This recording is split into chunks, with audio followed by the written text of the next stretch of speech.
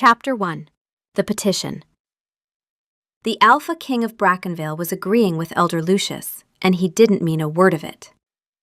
The Council's position on guild regulation reform is sound, Valor Ironfist said, standing at the head of the long table with one hand on the back of his chair and the other resting on a stack of petitions he had read, understood, and was about to ignore. Elder Lucius's proposal reflects the Crown's priorities. It did not reflect the Crown's priorities. It reflected Elder Lucius's priorities, which were Elder Lucius's patronage networks, and Elder Lucius's guild connections, and Elder Lucius's deep, unwavering belief that Elder Lucius knew best about everything, always, permanently. Valor had been king for 3 years. Lucius had been on the council for 26. Valor's father had relied on Lucius for everything, from trade policy to table seating, and when the old king died, Lucius had simply continued, and Valor, 28, newly crowned, still learning which doors in the castle were his to open, had let him. Gil Locke, Valor's beta, stood 2 paces behind the throne and said nothing. Gil had been saying nothing about Lucius for 3 years. Gil's silence on the matter had developed its own weather system. The Crown takes the welfare of every citizen. The word citizen was the one that did it. Something seized him from the inside, like a fist closing around his ribs. The room tilted, his vision blurred, sharpened, blurred again, and the council table, which had been at chest height, was now somewhere far above him. He was sitting on his own throne. His paws were orange. "No," said Boone. Valor looked down at himself. Ginger fur, a tail he could feel but hadn't authorized. Paws that were, he flexed them, small. Absurdly, insultingly small. "No," said Boone again, with the careful emphasis of a wolf who has just been informed that the body he inhabits has been reduced to the size of a bread loaf and is choosing, with great deliberation, not to process this. "This is not happening. We are an Alpha King. We are having a hallucination. Close your eyes. Open them." Valor closed his eyes, opened them. Still a cat, still orange. The council chamber went very quiet. 12 elders stared at the throne. Elder Lucius's mouth was open. The village representative, a woman named Margaret Holt, with soil under her fingernails, who had been waiting 3 hours to be heard about water access, looked at the cat, looked at Gil, and sat down with the expression of a woman who had seen a great many things in her life and was adding this one to the list. Gil closed his eyes. When he opened them, his expression had not changed, because Gil's expression never changed, but something behind it had reorganized itself permanently. "Your Majesty," Gil said, "you appear to be a cat." Valor opened his mouth.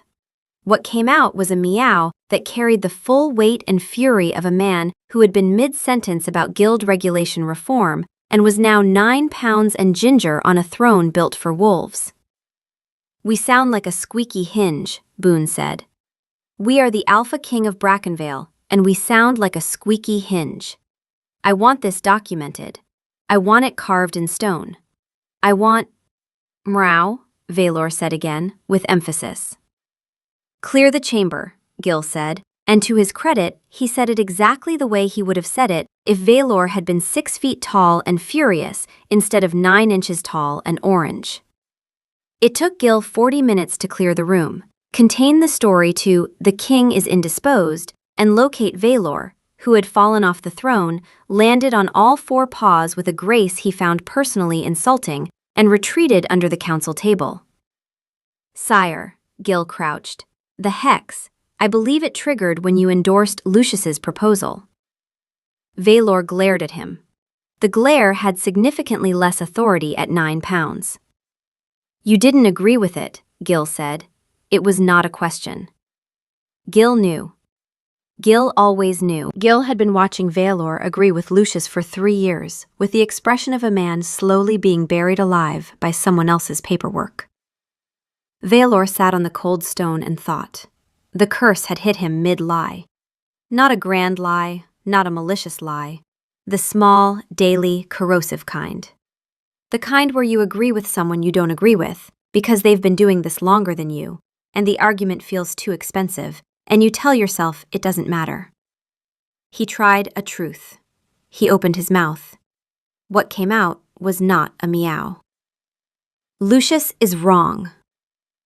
3 words in the deep, unmistakable bass of an alpha king, rumbling from a 9-pound ginger tabby on a council chamber floor. Gil flinched. The transformation hit before the echo died. Bones lengthening, muscles remembering their shape, the world returning to its correct proportions. Valor was kneeling on the floor, human, naked, and shaking with the force of it. Gil handed him a cloak. His guild proposal protects his own interests at the expense of the outer villages, Valor said, wrapping the cloak around himself. His voice was rough. I've thought that for 2 years, and I've never said it in this room. Because he would have argued, and I didn't want the argument. Gil looked at him for a long moment. I know, sire.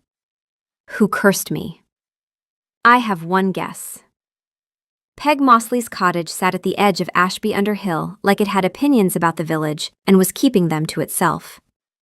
Herbs grew in chaotic mutiny around the door. A large gray cat on the windowsill watched them arrive with the air of a creature that had seen kings before and hadn't been impressed then either. Peg opened the door before they knocked. She was shorter than Valor expected, sharp-eyed, and she looked at him the way his old weapons master used to look at a blade that had been left out in the rain. Your Majesty, that was faster than I expected. You cursed me. I did. Why? Peg leaned against her doorframe. Because you agreed with me. Valor stared at her. Your petition, Peg said, for village healers, 7 letters over 2 years. You know what I could smell in every one of your rejections? Agreement. You thought I was right.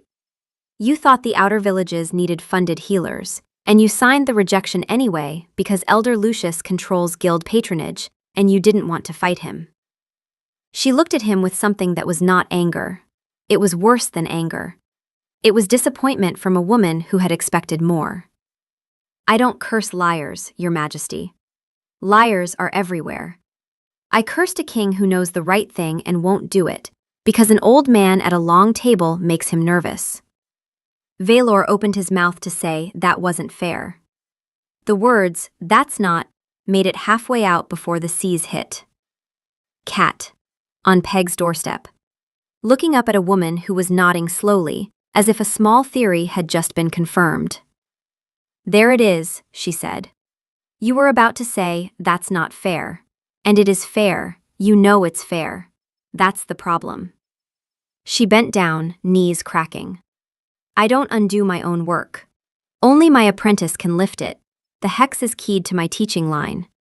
Her name is Leora. She lives by the mill pond. She's very good. Peg smiled. It was the smile of someone who had set a trap and was now going to watch it work. She's also not in any hurry. Valor hissed. Dignity, Boone said. We are maintaining. They were hissing at a pensioner. There was no dignity here. There hadn't been dignity since the word citizen. Chapter 2, The Windowsill. The keeper's cottage by the mill pond looked like it had grown out of the ground and was in no rush to go anywhere. Stone walls softened by moss. A roof that sagged in the middle.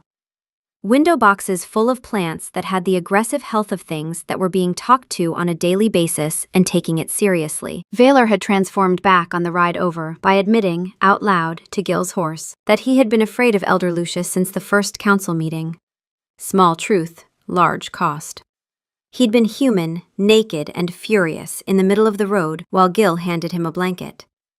Now he stood at Leora Hale's door in borrowed clothes, trying to think of a single sentence about his situation that contained no lies. Just tell her the truth, Boone said. We are cursed. She can help. Say that. I don't take orders from my own wolf. You take orders from Elder Lucius. Your standards are inconsistent. The door opened. Leora Hale was mid-20s, copper-brown hair escaping a braid, green eyes, ink-stained fingers, and an expression that suggested Peg had sent word ahead and Leora had been looking forward to this. She smelled like crushed mint, wood smoke, and something underneath, warm and green and growing, like the first morning after a long frost when the earth starts over. Boone went still. Not the stillness of threat, the other kind. The kind where the whole world narrows to one point and the wolf forgets it was doing anything else. What? Valor thought. Boone said nothing, loudly. You're the king, Leora said, looking him over with the flat appraisal of someone who had been expecting something taller. Her eyes paused at his, held there. Something flickered, a small assessment filed away. Warm, said Tess, from somewhere inside Leora's awareness. Her wolf, serene, steady, present the way a heartbeat is present. He's warm. Look at him. Leora blinked, set it aside. Peg tells me you've been agreeing with Elder Lucius for 3 years. That's not entirely... Poof. Cat. Doorstep. Leora looked down at him. She pressed her hand over her mouth. Her shoulders shook. Her eyes went bright. She held it for approximately 4 seconds and then she laughed, helpless, full-bodied, the kind of laugh that happens to your whole face when you stop deciding what it should do. Oh, she said. Oh, that's... You tried to say that's not entirely accurate, didn't you? And it is entirely accurate, so the hex. She bent down, still laughing, and picked him up. She picked up the Alpha King of Brackenvale and carried him into her cottage like a stray she'd found in the rain, one hand under his chest and the other supporting his back legs. He could feel her heartbeat through her palm. It was steady, completely steady. As if carrying a cursed king into her kitchen was the most normal thing she'd done all week, and given that she apprenticed under Peg Mosley, it very possibly was. She is carrying us, Boone said. Like an infant. She has both hands under our... Meow, Valor said, with feeling. I know, Leora said warmly, treating the Alpha King of Brackenvale exactly like a stray she'd found in the rain. Very confusing. Let's get you settled. She put him on the windowsill. The cushion, faded blue, worn, shaped by years of cats, was waiting.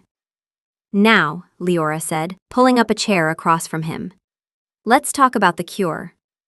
She propped her chin on her hand. I can lift Peg's hex. It'll take about 10 minutes. I could do it right now.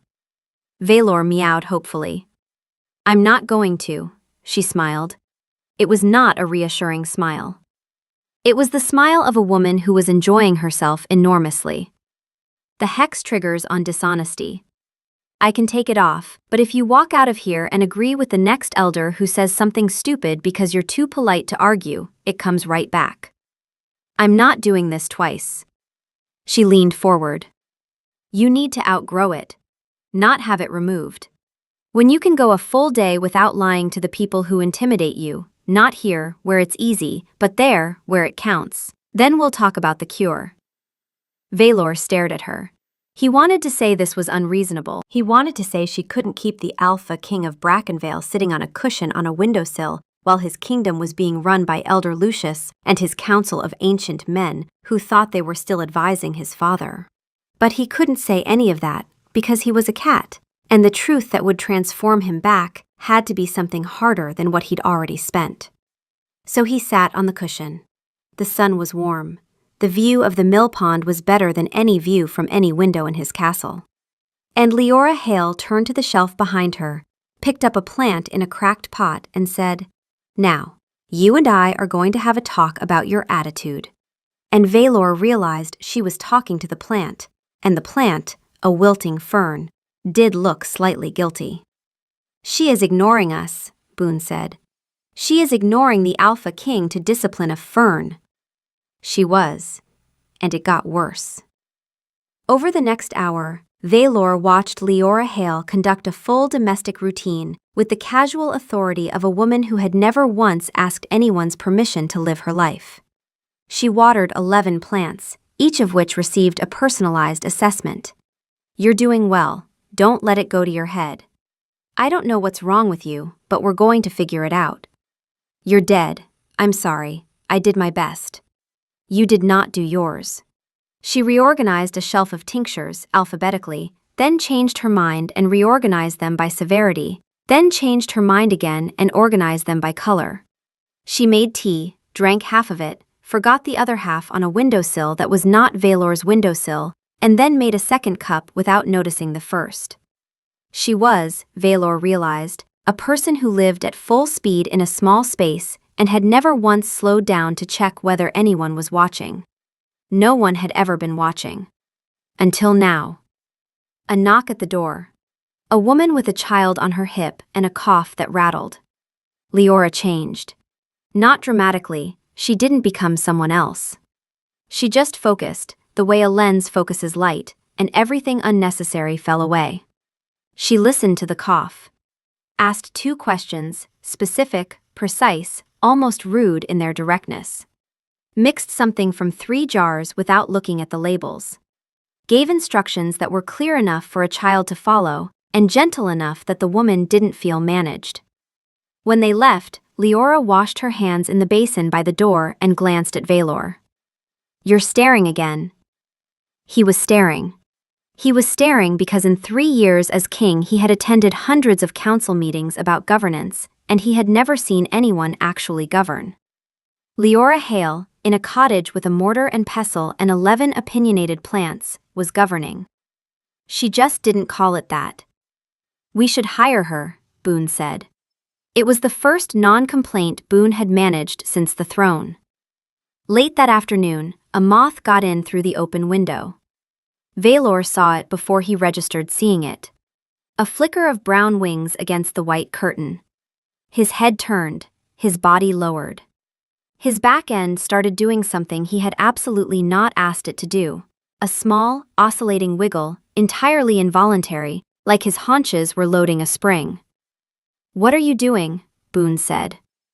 Valor's pupils widened. The moth landed on the shelf above the tinctures. Valor, what are you doing? He pounced. The cat body launched itself off the windowsill with a precision and enthusiasm that had nothing to do with the Alpha King of Brackenvale and everything to do with 9 pounds of ginger tabby seeing a fluttery thing and losing every other thought it had ever had. He hit the shelf. 3 jars went sideways. A bundle of dried lavender exploded. The moth, unharmed, drifted to the opposite wall. Valor was hanging off the shelf by his front claws, hind legs dangling, surrounded by a cloud of lavender fragments, and the moth was sitting on the far wall looking, if anything, bored. That did not happen, Boone said. We did not just... That was a reflexive motor response. We were conducting a threat assessment of the... It was a moth. We just pounced on a moth. The Alpha King just pounced on a moth and missed. From the kitchen table, Leora was watching him with both hands over her mouth and tears running down her face. Oh, she managed. Oh no, that was... She gave up on words. She put her forehead on the table and shook. Valor dropped from the shelf with as much dignity as a cat covered in lavender could manage, which was none, and walked back to his cushion. He sat down. He looked straight ahead. He projected the absolute conviction that nothing had occurred. We are never speaking of this, Boone said. This day does not exist. If anyone asks, we spent the afternoon in quiet contemplation of affairs of state. Leora was still laughing. She laughed until she hiccuped. She laughed until she had to drink water. She was still making small, strangled sounds 10 minutes later when she came to the windowsill to pick lavender out of his fur. Her fingers were gentle. She pulled fragments from between his ears, behind his neck, along his back. Her touch was careful, not the absent-minded petting from before. Attentive, like she was tending something that mattered. There, she said softly, picking the last piece from his shoulder. All clean, very dignified. She was close enough that he could see the freckles on her nose, and the green of her eyes had gone warm. She smelled like mint and wood smoke and the lavender that was now on both of them. She paused. Her hand rested on the back of his neck. Not petting, not scratching, just resting, like she'd forgotten to move it, or didn't want to. Then she stood and went back to the kitchen and didn't mention it again. That evening, she put a warmer blanket on the cushion. She didn't say anything about it. She just replaced the old one with something softer, something that smelled like her storage chest, cedar and dried rosemary. Valor noticed. He said nothing because he was a cat, but he noticed. Chapter 3. What the Cat Heard. 3 days on the windowsill. Valor had expected them to be long. They were not long. They were the fastest 3 days of his reign, and he spent most of them as a cat. Leora knew he was the king. She never pretended otherwise. She talked to him the way you talk to someone you're keeping. Not cruelly, not dismissively, but with the comfortable authority of a woman who has the upper hand and no intention of giving it back. The first morning, she introduced him to her routine. This was not a request for his input. This was information delivery. 7 o'clock, I open the door. Patients come when they come.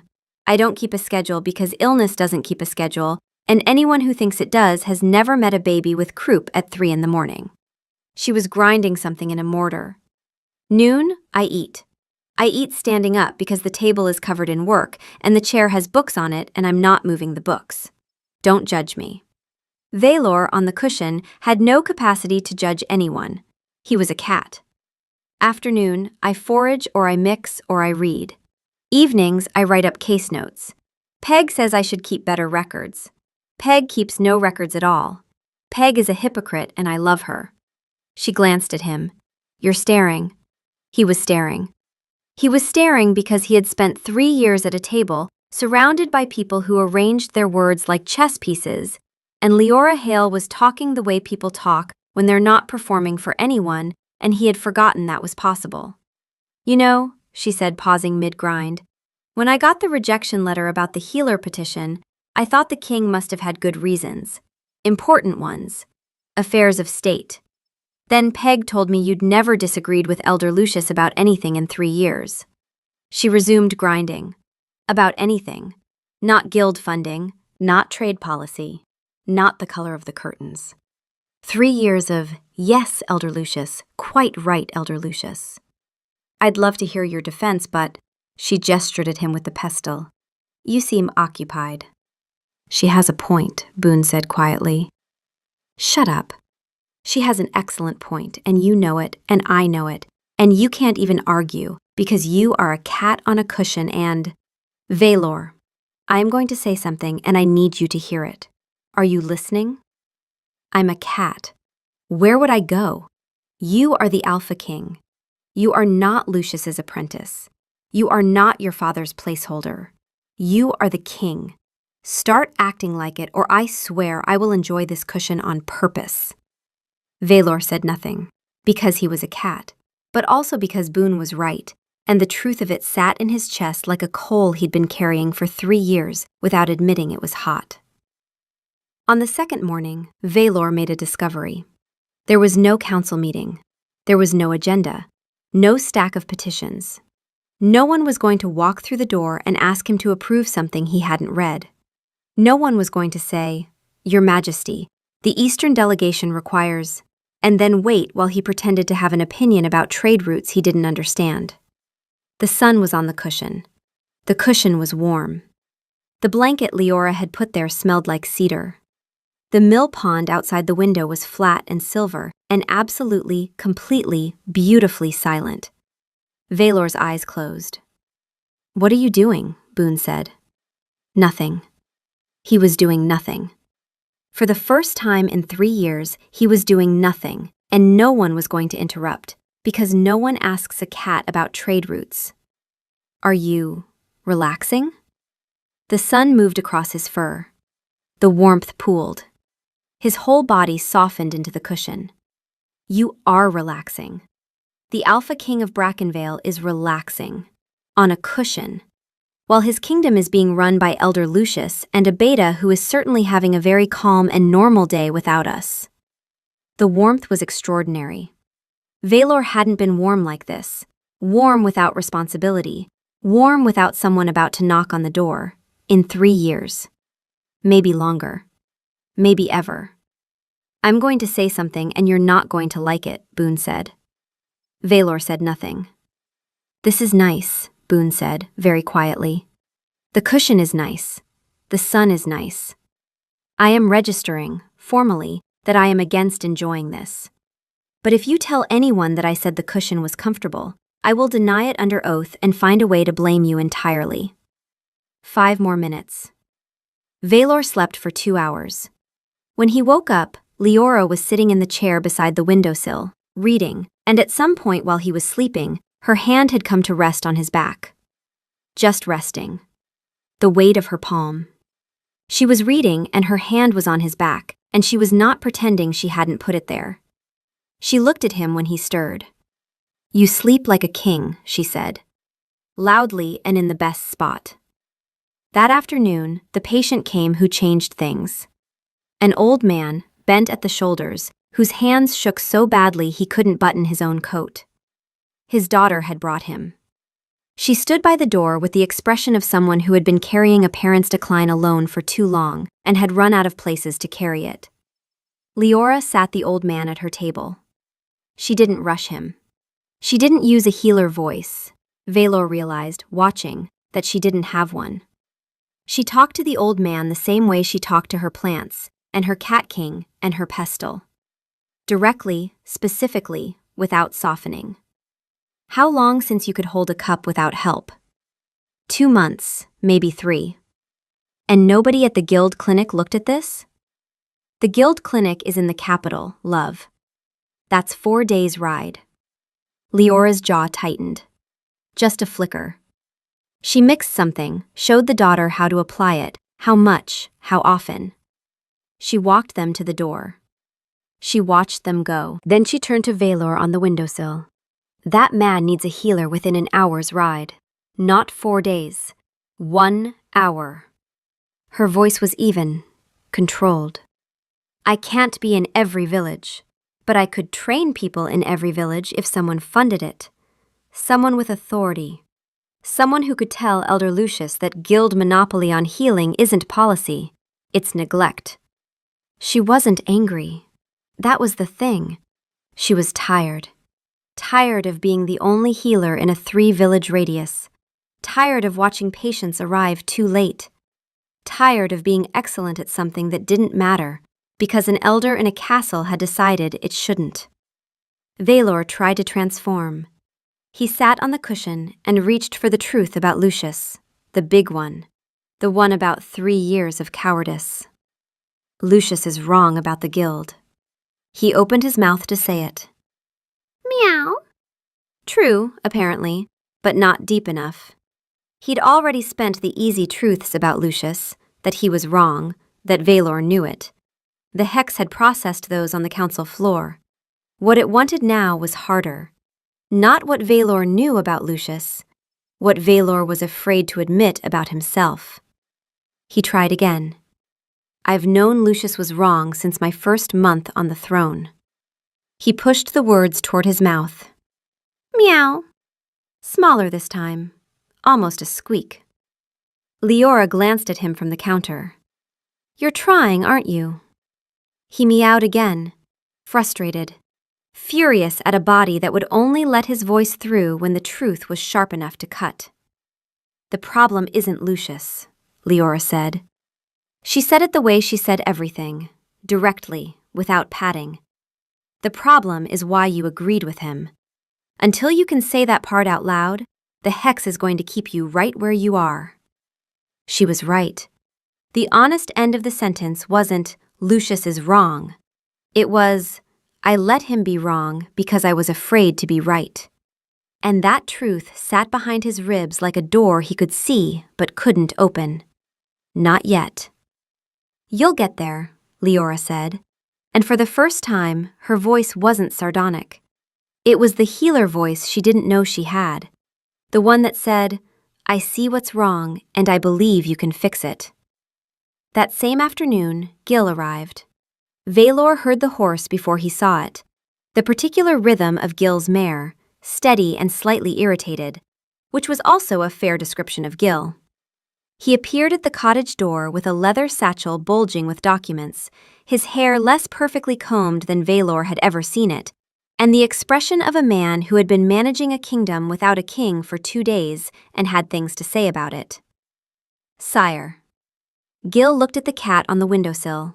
The cat looked at Gil. "The Eastern delegation has sent a formal inquiry about the trade agreement. The harvest tithe is due for review. And Elder Calloway has asked 3 times when you'll return. I've told him you're indisposed. He has asked me to clarify whether indisposed means ill, traveling, or, and I quote, turned into something again." Valor meowed. Gil pinched the bridge of his nose. "Sire, I cannot present a meow to the Eastern delegation." Leora appeared from the kitchen, wiping her hands on a cloth. "You could try. Tell them it's a new diplomatic protocol. Very progressive."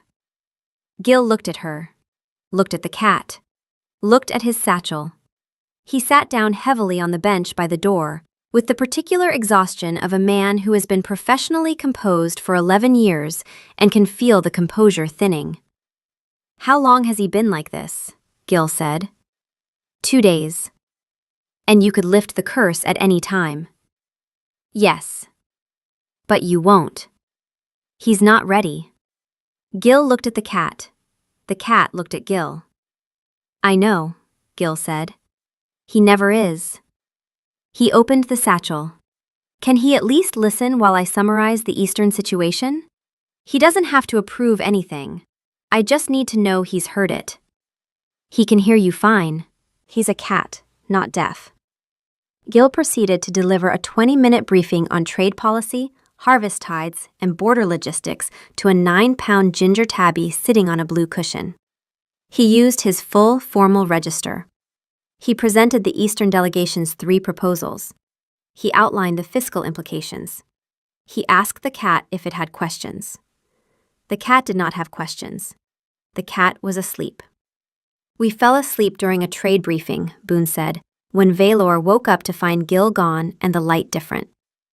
"Gil briefed us on the Eastern delegation, and we fell asleep.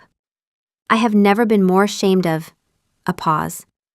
"Actually, the Eastern briefings are deeply tedious. I understand the impulse, but we can never tell Gil." That evening, something happened that Valor would never admit to Gil, or to the council, or to anyone who hadn't been a cat on a windowsill in a healer's cottage. Leora scratched behind his ears. She didn't think about it. She was sitting in the chair by the fire, reading, and her hand drifted to the windowsill where he was sitting, and she scratched behind his ears the way you scratch a cat. Without thinking about it, because the cat is there, and your hand is there, and the fire is warm. Valor froze. "She is," Boone began. Something happened in Valor's cat body that he had no control over. A vibration, deep, involuntary, starting in his chest and radiating outward. A sound that no Alpha King had any business making. He was purring. "We are purring," Boone said. "The Alpha King is purring. This is not— I did not authorize. This is a structural vibration. It is mechanical. It is not enjoyment. It is—" Leora's fingers found the spot just under his jaw. Valor's eyes half closed against his will. "It is enjoyment," Boone said, very quietly. "Fine, it is enjoyment, but we are never speaking of this. This moment does not exist. If anyone asks, we were plotting our return to power." Leora smiled down at her book. She kept scratching. Valor kept purring. The fire cracked. "Tess," came a thought from inside Leora. Warm, serene, watching with the steady attention of a wolf who had known something before her human did. "He's happy. Look. The angry cat is happy." Late that night, Valor couldn't sleep. The cottage was dark, the fire was embers. The mill pond outside the window was black, holding the stars. He was sitting on the cushion, the cedar-scented one, the one she'd changed without mentioning, when the bedroom door opened. Leora came to the kitchen, poured water, saw him watching from the windowsill. She didn't speak. She sat in the chair by the window with her glass of water and looked out at the pond. They sat together in the dark for a long time. "I think you're a better king than you know," she said eventually. Her voice was different in the dark, softer, less armored, without the sardonic edge she wore like a uniform. "Peg wouldn't have bothered cursing you if she didn't think you were worth saving. She doesn't waste hexes on lost causes. She's very efficient about who she bothers with." She wasn't looking at him. She was looking at the pond. "The problem isn't that you can't be honest. You can. You proved that on the council floor. 3 words, and you meant every one. The problem is, you don't believe your honesty matters enough to fight for." She took a sip of water. "It does. That's all." Her hand found the top of his head. Not scratching, not petting. Just resting there, her palm against his fur, warm and steady, the way you rest your hand on something you're not ready to let go of. They sat like that until the stars shifted. Then she went back to bed. He stayed on the cushion and thought about what it felt like to be told you mattered by someone who had no reason to lie about it. On the 3rd day, Valor stopped trying to transform. Not because he'd given up. Because the windowsill had become something else entirely. The cushion, the mill pond, the sound of Leora's voice. These had stopped being his prison and started being the first place he'd been in 3 years where he wasn't performing anything for anyone. Leora had started leaving the window open a crack so he could come and go. He didn't go. He told himself it was because he didn't know how to navigate doorknobs as a cat. The truth, which the hex noted and filed, was that there was nowhere else he wanted to be. He watched her treat a girl with a sprained wrist. The girl was nervous, tense, holding the arm tight, flinching before Leora touched it. Leora sat on the floor so she was below the girl's eye line. Asked about her horse. Got the girl talking. Wrapped the wrist while the girl was mid-sentence about the horse's name, and the girl didn't notice until it was done. "There," Leora said. "Keep it dry. Come back in 3 days. And tell your horse I said hello." The girl left smiling. Valor watched from the windowsill and felt something rearrange itself in his chest. Not the hex, not Boone. The quiet recognition of what it looks like when someone is good at something and doesn't need to be told. That afternoon, Leora was repotting a sage plant on the kitchen table, and Valor, who had abandoned any pretense of royal detachment, was sitting at the edge of the table, watching her hands work the soil. Strong hands, ink-stained, scarred, quick. They moved without performance, without waste. He was close enough to smell her properly. Mint and wood smoke and the green growing thing underneath. And in 3 days, that scent had become the most important information his senses had ever processed. Every time she moved closer, something in his small orange body leaned toward her before he could stop it. "You're doing it again," Leora said, not looking up. "The staring thing. The not a cat staring thing." Valor meowed. It came out softer than he intended. Less indignant, more like an answer to a question she hadn't asked. Leora paused, put down the trowel, looked at him, really looked, the way she looked at patients when she was reading what they weren't saying. "You're a very strange cat," she said softly. Her hand was on the table, inches from his paw. Soil on her fingers, ink underneath the soil. Valor was suddenly and acutely aware that if he were human right now, he would be reaching for that hand. And he would not be thinking about the hex or the cure or Elder Lucius at all. She reached out, touched the fur between his ears, gently, once, with one fingertip. Not the way she petted the cat. The way you touch something you're starting to want. "I wish you were brave enough to be this honest when you're not 9 pounds, she said quietly. Then she picked up the trowel and went back to the sage plant, and the moment closed behind her like water. "Just tell her," Boone said, very quiet, very certain. "Tell her now." That evening, she was reading a book on northern root cultivation that was older than the cottage, holding it in one hand and eating soup with the other, and Valor watched from the windowsill, with a focus that had stopped pretending to be strategic approximately a day and a half ago. She was beautiful. He hadn't thought that at first, or he had, but in the background way you notice weather. Now it was in the foreground. The way the firelight caught the copper in her hair, the ink stains on her fingers, the way she frowned at the book like it had personally offended her and she was going to discuss it with the author. "We like her," Boone said. Valor said nothing. "This is not a discussion. We like her. I am registering this formally. Whatever we came here for, the cure, the hex, the political situation, we like her and this is now a factor, and I refuse to pretend otherwise." Leora looked up from her book, looked at him. Her eyes, green, lit gold by the fire, held on his. And something passed between them that was not the usual exchange between a woman and a cat on her windowsill. "Your eyes," she said softly. "They're the same color in both forms. Amber. No house cat has wolf amber eyes." She smiled. "I knew from the first minute, you know. Peg told me you'd come, and then a ginger cat with an alpha's eyes showed up on my doorstep, looking like the entire world had personally insulted him. It wasn't difficult." Valor looked at her. She looked at him. The fire cracked. "I talk to you because I like talking to someone who can't manage me," she said. "Everyone manages me. The guild, the village elders, the patients who don't want to hear bad news. You can't manage anyone right now. You're on a cushion." She turned a page. "It's refreshing." "She likes us too," Boone said. "She likes the cat.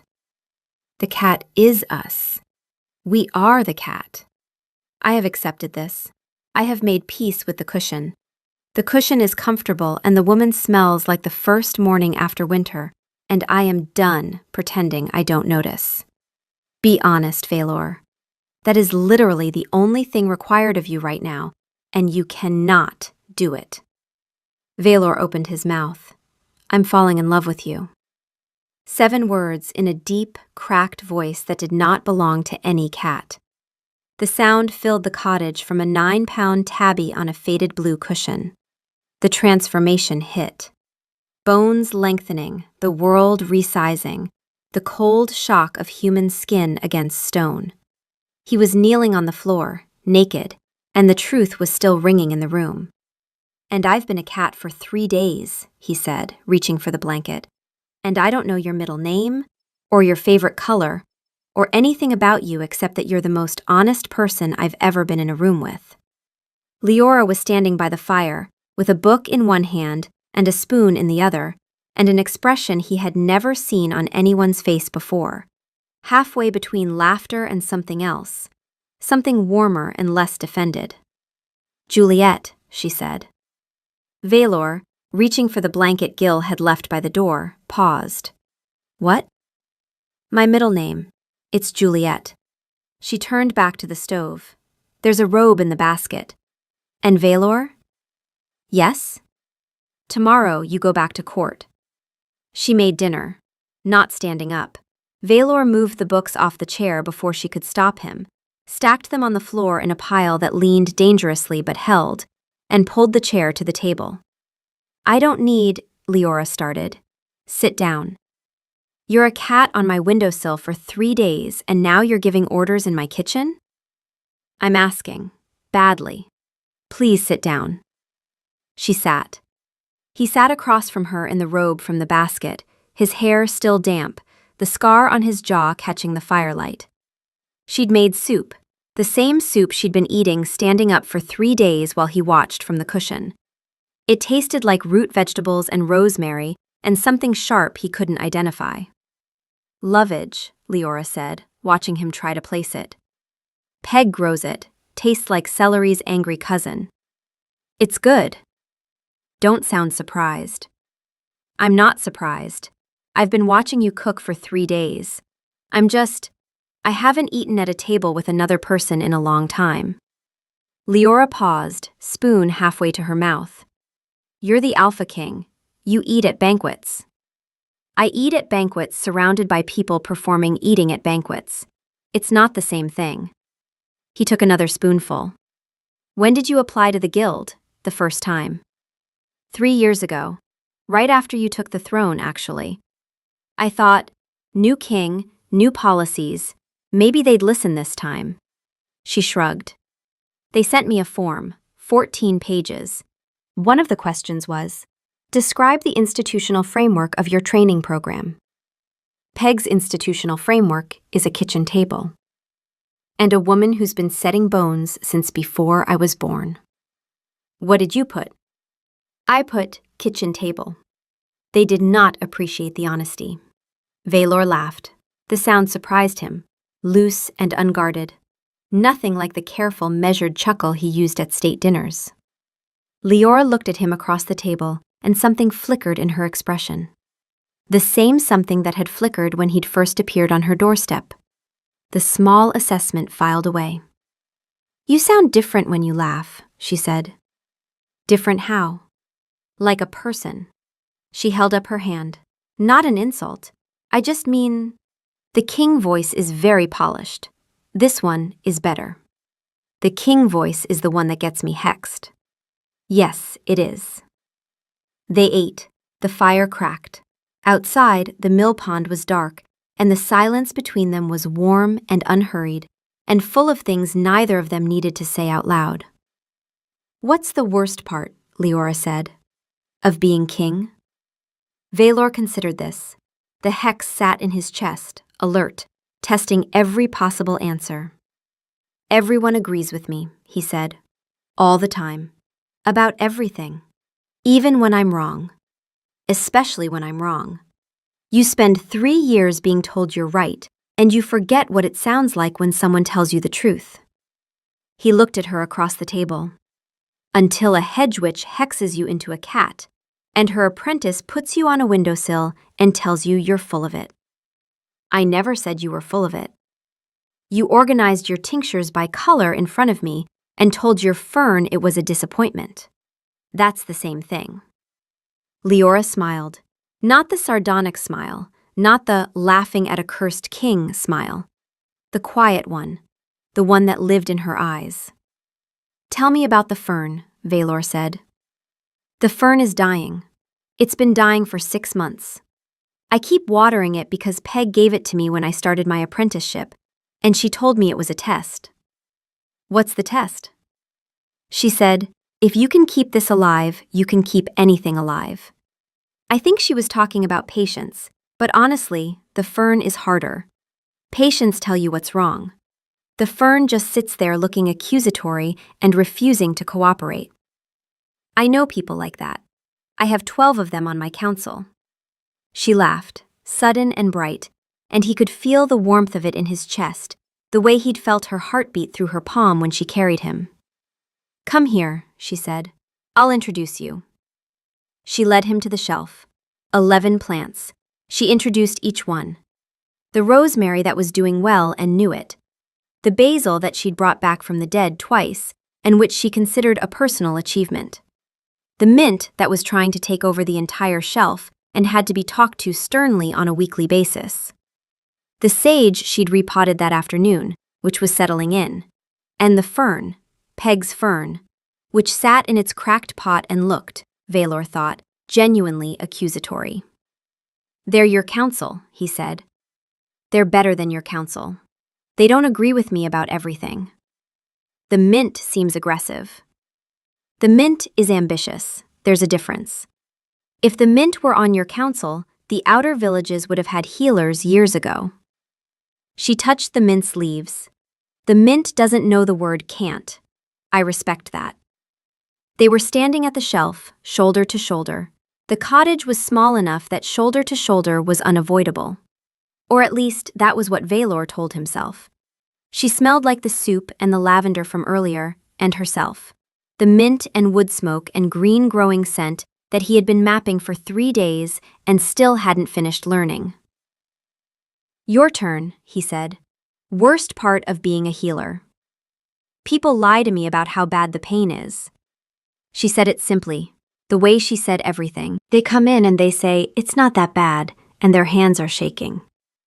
They lie because they don't want to be a burden. And I have to undo the lie before I can treat the problem. She looked at him. Sound familiar? I am standing in a robe next to a shelf of herbs being personally judged by a fern. Nothing about my current situation allows me to judge anyone for lying about pain. Good, come here, I want to show you something. She pulled the mortar and pestle from the table, put a handful of dried rosemary in the bowl. Grind this. He tried. The pestle slipped, the rosemary scattered. He tried again. It crumbled unevenly, half powder and half chunks, and the pieces that did break released a scent so sharp and bright it surprised him. No, Leora said, not like that. You're using your arm. Use your wrist. She put her hand over his on the pestle, adjusted his grip, guided the first rotation. Slow, even, pressure from the heel of his palm, not the strength of his shoulder. Her fingers were warm, ink-stained, steadier than his. She was standing close enough that her shoulder pressed against his arm, and she was looking at the mortar, not at him. And her hand stayed on his for 3 rotations longer than the instruction required. Better, she said. She didn't step back. You're a natural. I am absolutely not a natural. No, you're terrible. But you're trying, and in this cottage, that counts for a lot. She stepped back. He ground the rosemary. The scent filled the kitchen, sharp, clean, alive. She watched him from the other side of the table, with the quiet expression of a woman who had just given someone her work and watched them take it seriously. It's late, she said eventually. The fire had burned down to embers. The soup was long gone. She was leaning her chin on her hand and looking at him with something behind the assessment that wasn't clinical. I should go, Valor said. He didn't move. There's a cot in the storeroom. Peg uses it when she stays over. It smells like dried yarrow, and there's a cat that lives on it who doesn't pay rent. A real cat? A real cat, gray, answers to nothing. You'll get along. Valor smiled. Not the court smile, not the managed one. The one that Leora Hale had apparently decided to unearth from wherever he'd buried it 3 years ago. The storeroom, he said. The storeroom. She stood, paused at the kitchen door, looked back at him. Valor. Yes? For the record, the soup is better with company. She went to bed. He went to the storeroom. The gray cat regarded him with professional disdain, then moved over to make room, and Valor lay on a narrow cot that smelled like yarrow, and thought about lavender in fur, and a hand resting on his head in the dark, and a woman who introduced her plants by name and said, "It counts for a lot," in the same voice she used for patients she believed in. He slept better than he had in 3 years. Home, Boone said very quietly in the dark. That's home now. Chapter 4. The Elders. Valor rode back to Brackenvale at dawn, dressed in the clothes from Leora's basket that smelled like her cottage, dried herbs, wood smoke, the green-growing scent that he was beginning to associate with every good and honest thing he'd encountered in the past 3 days. Gil met him at the castle gate. His beta looked at him, really looked. The kind of assessment Gil usually kept behind his professional blankness. And something in Gil's expression shifted. You look different, sire. I'm the same. Gil waited. All right, I'm not the same. I spent 3 days as a cat, and now I have opinions, and I'd like to express them before I lose my nerve. The council meets in an hour. I know. Valor bathed, dressed. Chose his clothes deliberately. Not the formal court dress that Lucius expected, but the simpler tunic he preferred. His father's ring on his hand, no other ornament. He sat at his desk for 20 minutes looking at the stack of petitions that had accumulated in his absence. He read them. All of them. Every word. It took 12 minutes. They were not complicated. They had never been complicated. The only complicated thing had been Valor's willingness to pretend he hadn't read them so that Lucius could decide what to do about them. Peg's petition was in the stack, the 8th letter, written in the same steady hand as the previous 7, asking for the same thing. Fund village healers, dissolve the guild monopoly on outer village medicine, approve Leora Hale's application. Valor held it for a long time. The paper smelled faintly of rosemary. He thought about Leora's hands, steady, quick, ink-stained, wrapping a girl's wrist while the girl talked about her horse. He thought about the old man whose hands shook too much to button his coat. He thought about Leora eating dinner standing up, reading a book that was falling apart, alone, in a cottage that should have been a training center for every village healer in the kingdom. He signed Peg's petition. His signature, not Lucius's summary. His name, on the document, approving everything Peg had asked for, and 3 things she hadn't. Then he walked to the council chamber.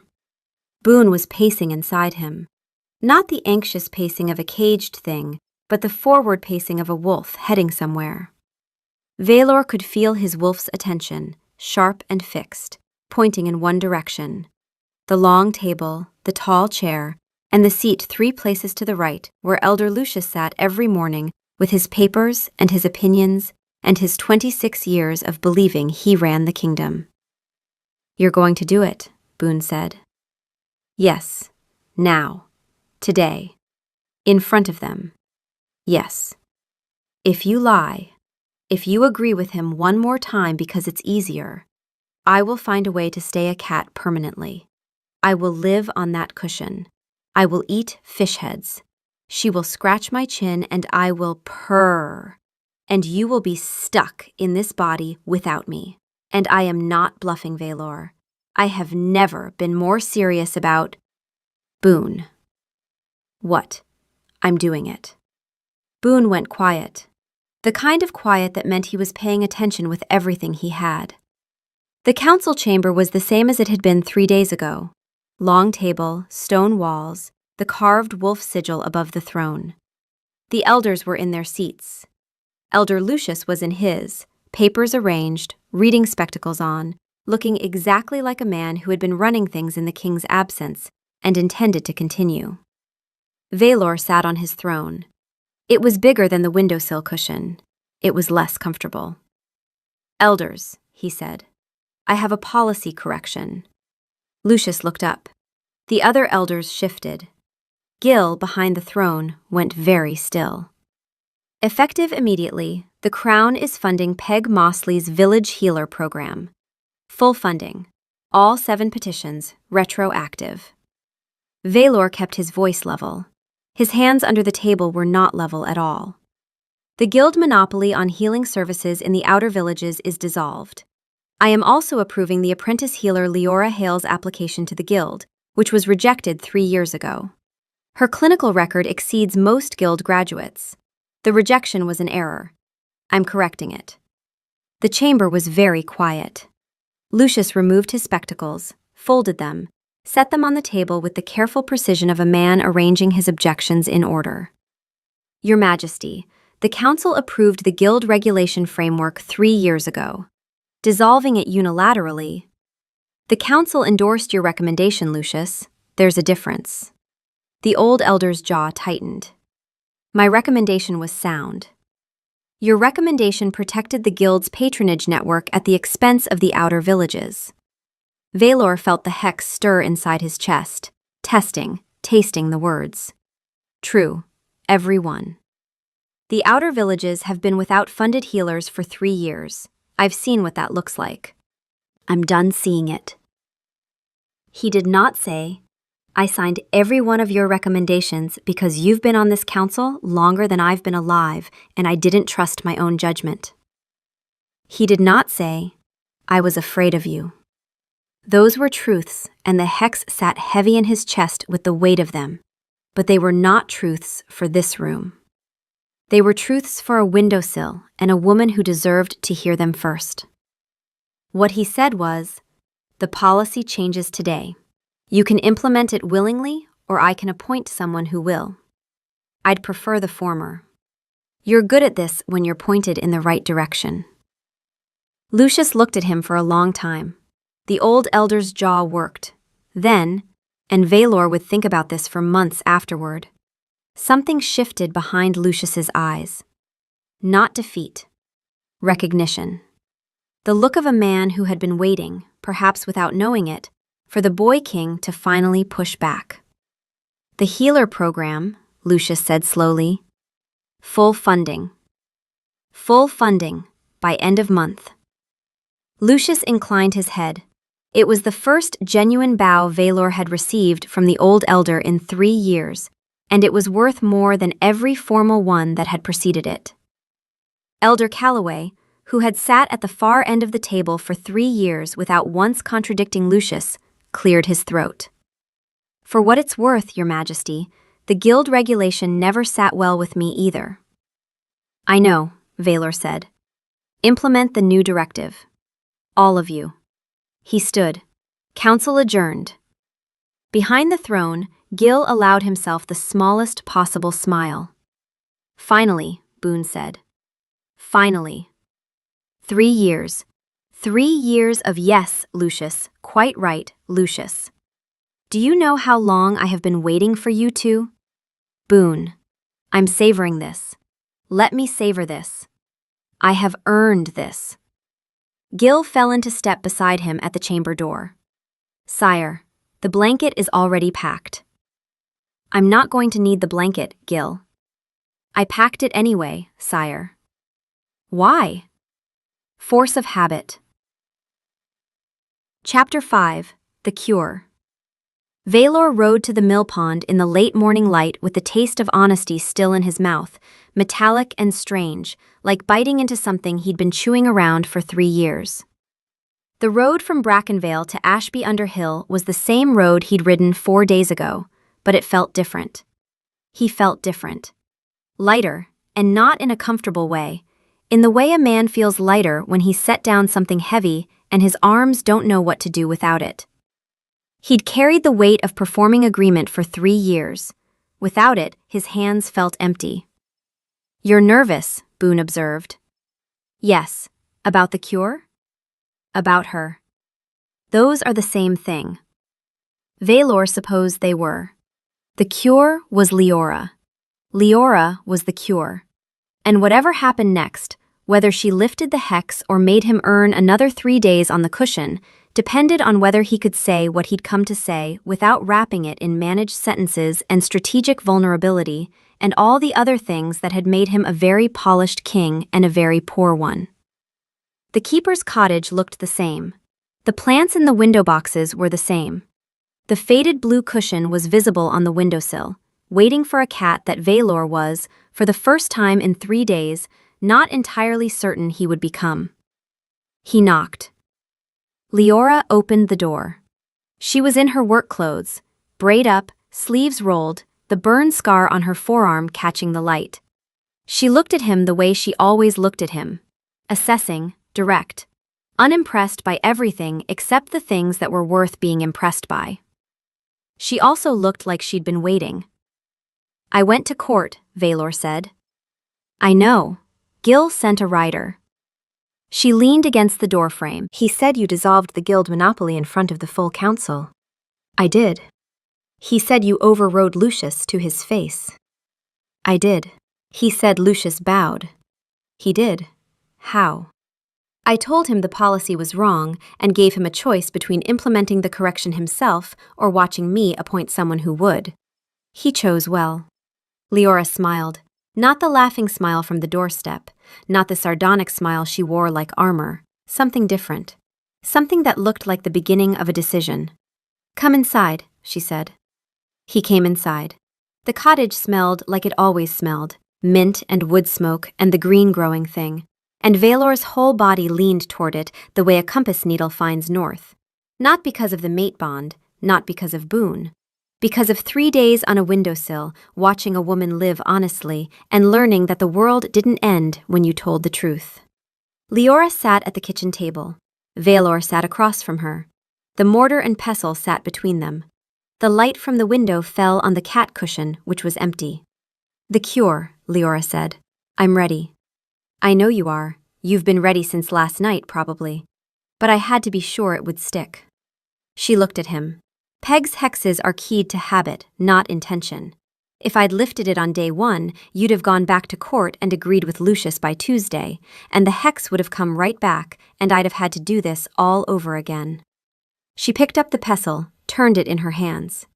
I'm a healer. I treat causes, not symptoms. I know. There's one more thing. Valor waited. The hex is about to be gone, which means you can lie again. To Lucius, to Gil, to anyone. She set the pestle down.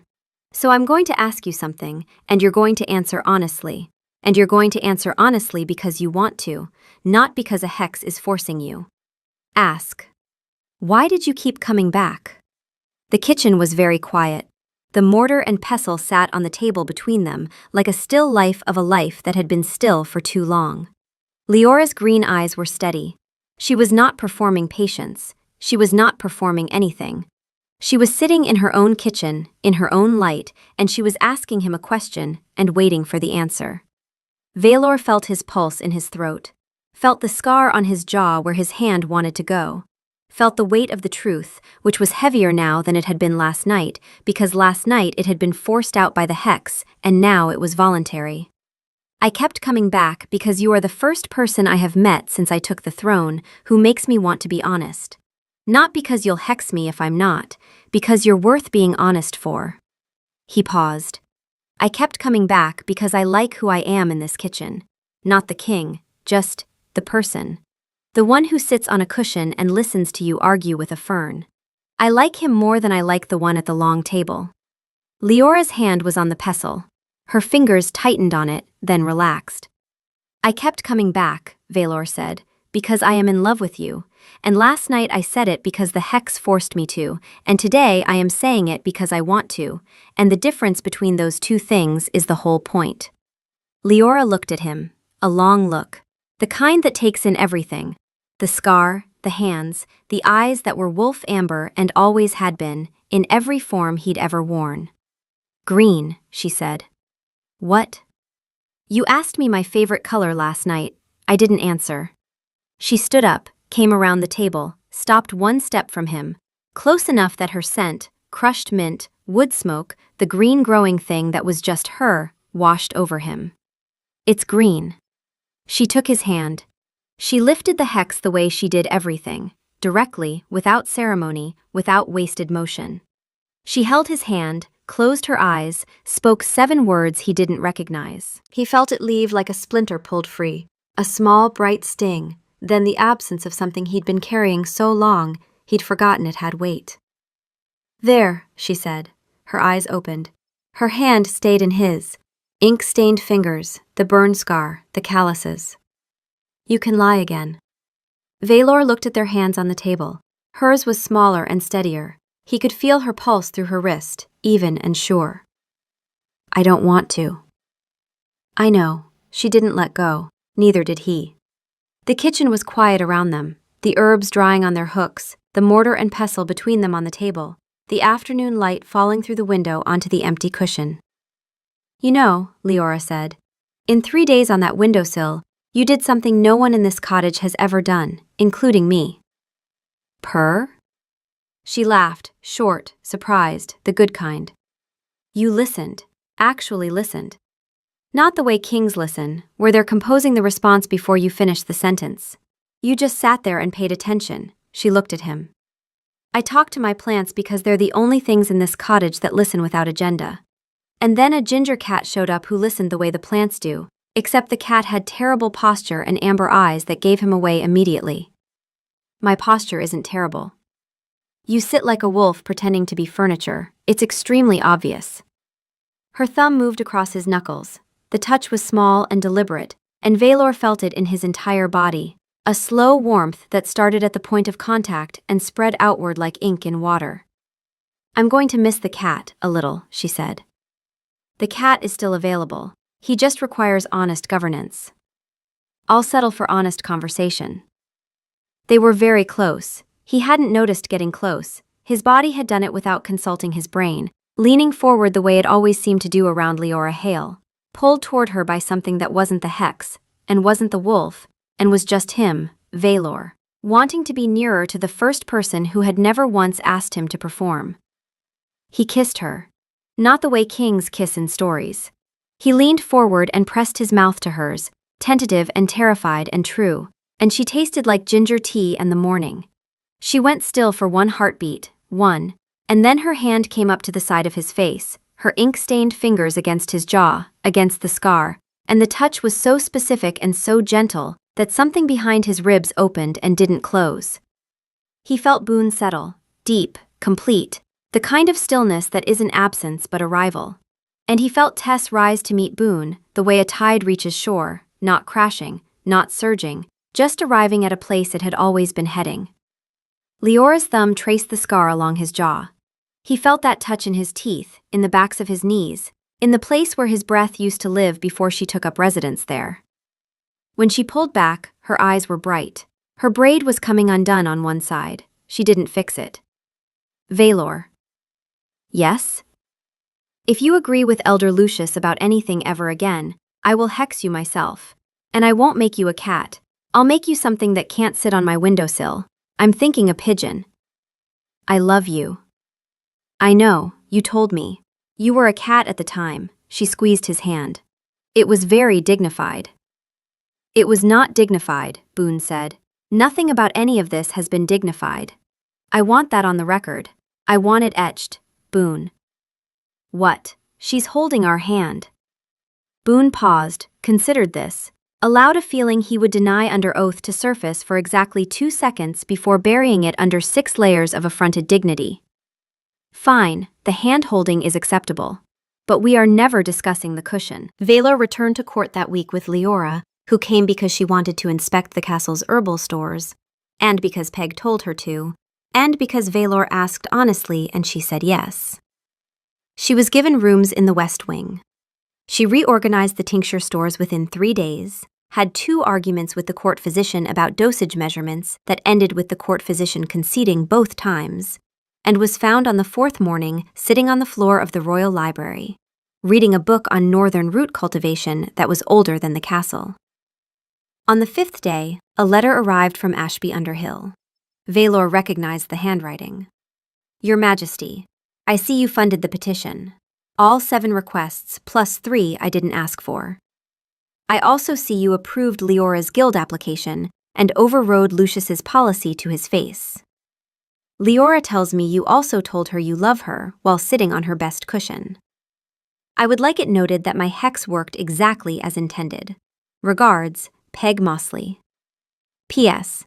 If you need the cottage for anything, state visits, honeymoons, hiding from Lucius, the rent is 1 funded healer per village. I believe you can afford it. Valor folded the letter and put it in his desk drawer, next to the 8 petitions and the signed approval. He would keep all of them. That evening, he found Leora in the library. She was sitting on the floor between 2 shelves, reading, because Leora had apparently decided that chairs were optional, and floors were perfectly adequate for someone who had spent her entire career sitting wherever the work was. The cat cushion, he said. She looked up. Green eyes. Green, her favorite color, which he knew now, which she'd told him on the morning he'd told the truth. What about it? It's still on your windowsill, in the cottage. It's staying. I'm not planning on lying. I know, but it's a good cushion. She turned a page. And you never know. He sat on the library floor beside her, close enough that her shoulder brushed his arm when she turned the page, and neither of them moved away. Boone settled. The settling of arrival. She kept the cushion, Boone said. I know. That means something. I know. A pause. Then, with the precise gravity of a wolf delivering a legally binding statement. If you ever agree with Lucius again, and I have to sit on that cushion as a cat, I am filing a formal grievance. With Leora, and Peg, and Gil. And the Fern. The Fern will take my side. The Fern and I have an understanding. You spent 3 days on a windowsill, Boone. You don't have an understanding with the Fern. The Fern and I made eye contact. It was meaningful. Don't question my relationships. Beside him, Leora turned another page, and the sound of it, paper on paper, small and private and real, was the truest thing in the room.